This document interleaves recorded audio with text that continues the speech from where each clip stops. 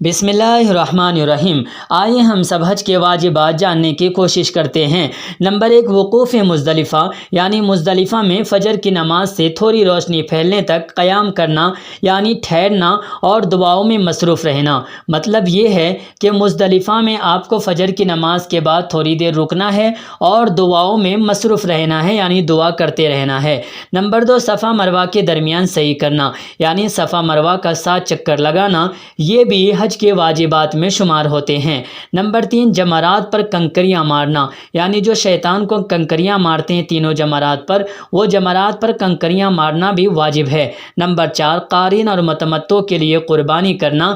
Number 5، بال منڈوانا یا کتروانا۔ Number 6، طواف وداع کرنا۔ امید ہے کہ آپ کو یہ ویڈیو پسند آئی ہوگی۔ آپ ہمارے چینل سے جڑے رہیں، ہو سکے تو ہمارے چینل کو سبسکرائب کر لیں تاکہ نئی آنے والی ویڈیو آپ تک جلد سے جلد